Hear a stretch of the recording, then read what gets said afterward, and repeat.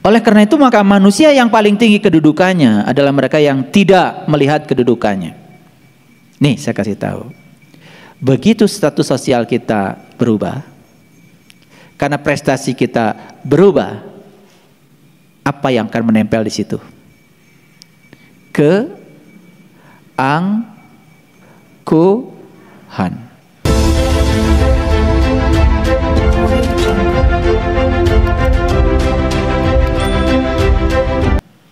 Kembali lagi tadi, innallaha ma'asyobirinya belum sepenuhnya disadari. Jadi sekarang saya tanya sekali lagi, apa sabar?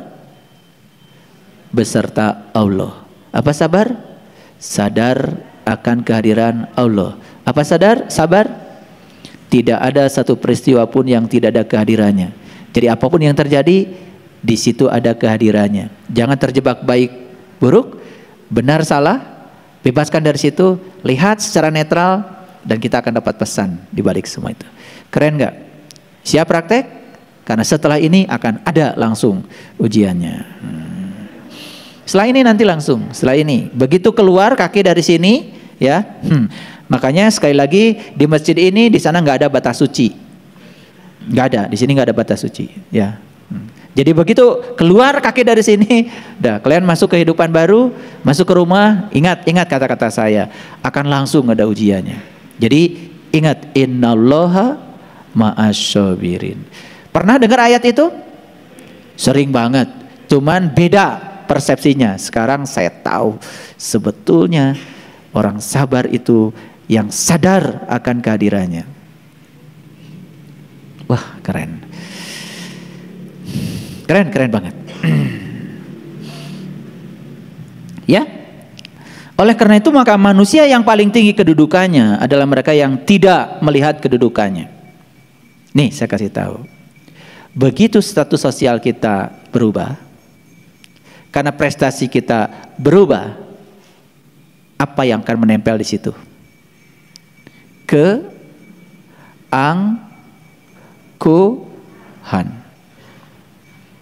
Ulangi. Begitu prestasi meningkat, status sosial meningkat.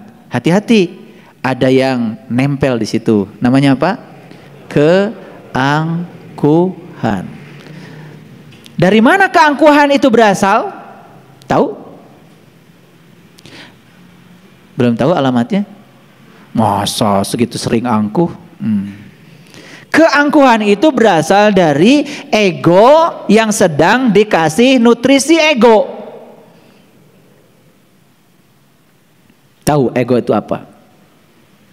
Ego itu supaya tidak susah, persis seperti luka yang terbuka.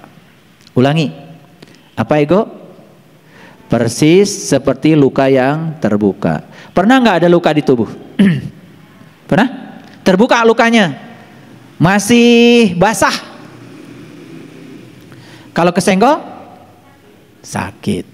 Ulangi lagi, ada luka basah, terbuka lebar, kesenggol, sakit. Persis seperti itu loh ego. Jadi sekarang tahu ego apa? Seperti luka yang terbuka, kesenggol dikit, sakit. Paham? Oke. Bisa dicek dalam diri Bapak Ibu ada ego? Gimana cara ngeceknya? Kesenggol dikit, sakit. Suka nggak kesenggol? Suka. Kesenggol ucapan, kesenggol tindakan, ya, melotot nggak? Ah, itu ego. Saya ngasih pelajaran yang gampang aja. Kalau ego adalah pakai psikologi susah. Makanya gampang, mana ego di saya mana, gitu. Kan susah, teka tinggali. Kesenggol dikit, sakit ego. Orang ngomong salah dikit, sakit hati. Orang ngomong salah dikit, marah. Jadi ego itu supaya gampang, anggap saja kalau ditanya, apa sih ego? Luka yang terbuka, itu aja ego. Biar gampang. Ya, kesenggol dikit, nyerang. Ya, gitu. Lihat tuh di kendaraan di jalan, semua ego, betul nggak? Semua tidak sabar. Boro-boro merasakan kehadiran Allah. Sekarang saya kasih tahu. Jadi manusia yang paling tinggi kedudukannya adalah mereka yang tidak melihat kedudukan dirinya. Ketika kita merasa diri kita siapa, hati-hati, egonya membesar. Ketika ego membesar, hati-hati, lukanya makin terbuka. Kesenggol dikit saja sakit. Jadi kalau dibuat grafik antara besarnya luka dengan besarnya senggolan, kalau luka makin besar nggak sakit kesenggol? Gitu. Jadi ciri orang yang egonya besar, kesenggol dikit saja marahnya luar biasa. Betul? Iya, saya sering sekali melihat orang berantem di jalan gara-gara mobilnya kesenggol. Mobilnya loh yang kesenggol, apalagi kalau dirinya. Baru mobilnya aja kesenggol, marahnya udah kayak gitu. Gimana kalau dirinya coba? Wah, udah kebayang ya lukanya besar banget. Jadi saya tanya Bapak Ibu, sekarang Bapak Ibu bisa ngukur berapa besar luka yang menganga dalam diri Bapak Ibu? Bisa? Nah, gampang ya. Wih, dia kayak ukur. Ya, pulang dari sini nyampe rumah nanti kita ukur ya. Nanti diukur ya berapa senti lukanya. Laporkan sama saya minggu depan. Nah, manusia yang paling banyak memiliki kelebihan adalah mereka yang tidak melihat kelebihan dirinya. Oleh karena itu, belajar dengan saya puncaknya 4. 1, menjadi tidak bisa apa-apa. 2, tidak punya apa-apa. 3, tidak tahu apa-apa. 4, bukan siapa-siapa. Camkan tuh, tulis gede-gede. Jadi belajar dengan saya itu hasilnya 4. 1, menjadi tidak bisa apa-apa. Tidak tahu apa-apa. Tidak punya apa-apa. Dan bukan siapa-siapa. Nah, ketika kita tidak merasa diri kita ini siapa, ego kita itu mengecil. Tapi begitu kita merasa diri kita siapa, sangat berbahaya. Oke, kita lihat ayatnya. Ya, kita lihat ayatnya. Kita lihat surat yang ke-49 ya. Saya lihat ayatnya. Ini surat Al-Hujurat ya. Surat Al-Hujurat ya. Ayo baca ayat ini. Sering nggak ayat ini dibaca? Sering. Kapan? Kalau ada kawinan. Betul nggak? Iya. Tahu artinya? Baik, kita lihat. Ya ayyuhan nasu inna khalaqnakum min dzakarin wa unsa wa ja'alnakum su'uban wa qabaila lita'arafu. Hai manusia, sesungguhnya kami menciptakan kamu laki-laki dan perempuan, berbangsa-bangsa, bersuku-suku, cuman satu, lita'arafu, supaya saling mengarifi. Ayo lihat saya semuanya. Siapa kalau begitu yang menciptakan perbedaan? Yang menciptakan perbedaan siapa? Yang menciptakan perbedaan siapa? Kita sendiri. Emang bisa? Ngarang aja. Yang menciptakan perbedaan itu Allah. Yang menciptakan wajahmu berbeda-beda siapa? Yang menciptakan suaramu beda-beda siapa? Yang menciptakan kulitmu berbeda-beda siapa? Allah. Jadi yang menciptakan perbedaan siapa? Jadi kalau ada orang yang tidak senang dengan perbedaan, tidak bisa menghargai dan menghormati perbedaan, siapa yang sedang dia lawan? Jadi aneh kok pengen sama. Jadi untuk apa Allah menciptakan perbedaan? Untuk apa? Untuk saling mengenali bahwa kamu beda. Makanya kita dianjurkan belajar perbedaan yang paling kecil adalah di rumah. Laki-laki dan perempuan itu beda. Jenis kelaminnya saja beda. Cara berpikirnya beda. Dibesarkan di lingkungan keluarga yang berbeda. Sekolah di jurusan yang berbeda. Hobinya beda. Makanan kesukaannya beda. Coba bayangkan, ini dua makhluk yang berbeda, kemudian dianjurkan untuk satu kasur. Kalau kalian nggak tahu ayat ini, berantem. Karena semua pengen sama. Jadi apa yang harus kita kenali itu apa? Apa yang sedikit kita kenali? Perbedaan. Ayo pulang dari sini. Langsung sadari. Oh, ternyata sayangku, istriku tercinta, kita ini memang berbeda. Maaf jika selama ini saya selalu ingin sama. Dan saya sedang melawan hukum alam. Dan saya baru sadar ayat ini dulu ketika nikah gak dijelaskan. Makanya nanti di BSI akan ada pelatihan pranikah 15 pertemuan. Jadi nanti siapapun yang mau nikah anaknya, sekolahkan dulu di sini. Ada pelatihannya 15 kali pertemuan supaya punya bekal yang luar biasa. Iya, kalau hasil pelatihan di sini nanti beda. Ya. Ketika perempuan sedang bicara, cut. Laki-laki diam. Perempuan tidak perlu solusi. Karena perempuan itu hanya perlu didengar. Hebatnya perempuan, didengar saja sudah solusi. Murah kalau tahu ilmunya, betul nggak? Iya, ntar juga habis. Ini ketika dia ngomong dilawan, apalagi dia stop, dibentak, disuruh berhenti ngomong, sakit. Bisa kanker payudara. Bisa kanker serviks. Giliran sudah sakit tidak bisa menerima kenyataan itu.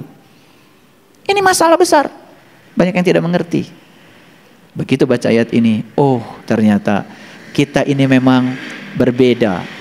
Selama ini kita salah, kita ingin sama. Harusnya posisikan diri kita berbeda dan tugas kita adalah hanya menerima dan menghargai perbedaan itu. Ada, itulah lita'arofu. Saya yakin semua kalian dulu waktu pengantenan ayatnya ini sampai nggak sadar. Betul nggak? Karena biasanya kalau lagi upacara pengantenan kan dibaca ayat ini sama yang suaranya bagus, melengking. Yang kalian dengar cuma melengking suaranya aja. Isinya apa kagak tahu. Betul nggak? Padahal ayat ini cuma bilang, nih nanti kalau nikahin. Ya ayyuhan nasu inna khalaqnakum min dzakarin wa unsa wa ja'alnakum syu'uban wa qabaila lita'arafu. Pasangan pengantin, kamu aku satukan. Dan kamu dua-duanya berbeda. Belajarlah untuk saling menerima dan menghargai perbedaan itu ada. Ketika kamu bisa saling menerima dan menghargai, kamu akan tumbuh menjadi manusia paripurna.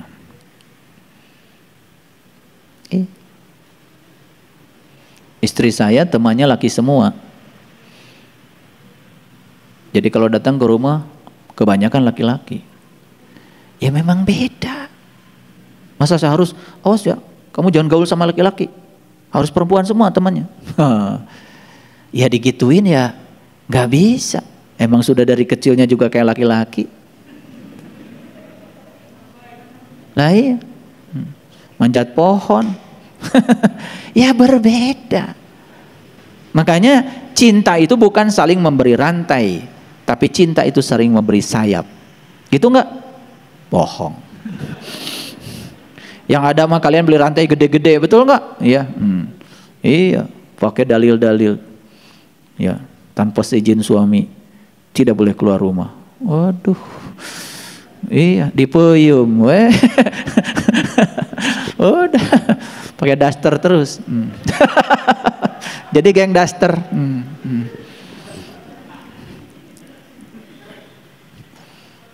Ini, ya. Sesungguhnya orang yang paling mulia di antaramu di sisi Allah adalah orang yang paling takwa di antara kamu. Coba perhatikan. Jadi nggak ada laki-laki lebih mulia daripada perempuan, bangsa ini lebih mulia dari bangsa ini, nggak ada. Ini ayat untuk manusia loh. Ya ayuhan nas, hai manusia, sesungguhnya aku telah menciptakan kamu berbangsa-bangsa, bersuku-suku, bahkan kamu jenis kelaminnya pun berbeda. Agar kamu bisa saling mengenali bahwa perbedaan itu ada. Jadi bukan untuk saling mengenali persamaan, agar kita bisa menerima dan menghargai perbedaan.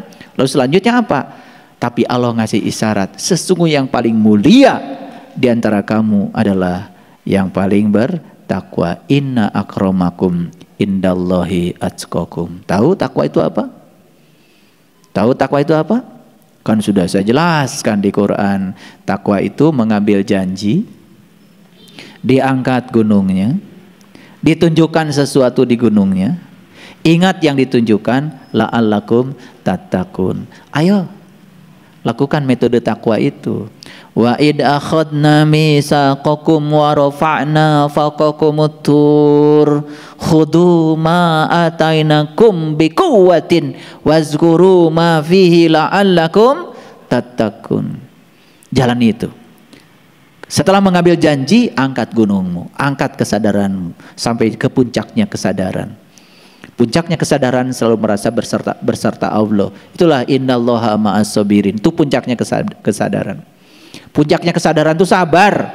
Makanya sabar menjadi nama Allah yang ke-99, paling tinggi. Ya, nyambung semuanya. Itulah takwa. Jadi yang paling mulia adalah yang bertakwa. Nih yang belum bisa takwa, ayo jalanin. Secara huruf juga takwa itu kan keren. Hurufnya ada 4. Ta, qaf, waw, alif. Taknya tawadu, rendah hati. Rendahkan dirimu serendah-rendahnya sampai tidak ada lagi orang yang bisa merendahkanmu. Kalahkan dirimu sekalah-kalahnya sampai tidak ada orang lain yang bisa mengalahkan kamu. Gitu. Begitu kita naik sedikit, merasa tinggi, merasa diri siapa, kamu akan terluka. Karena ego. Ego apa tadi? Luka yang terbuka. Jadi saya sekarang sebelum saya lanjutkan mau nanya sama Bapak Ibu yang hadir di sini. Penyebab sakit hati Bapak Ibu itu sebetulnya apa? Ego bukan? Nah loh. Sedikit lagi. Jadi yang pertama tawadu. Yang kedua qanaah. Terima segala sesuatu apa adanya. Yang ketiga wara. Wara tuh malu sama Allah, malu sama sesama, malu sama diri sendiri. Dan yang keempat alif, ikhlas. Di balik kata takwa itu. Jadi yang 4 ini kapan bisa dicapai? Kalau metode takwa itu dijalani. Mengambil janji, angkat gunung sering-sering, masuk ke Sidratil Muntaha.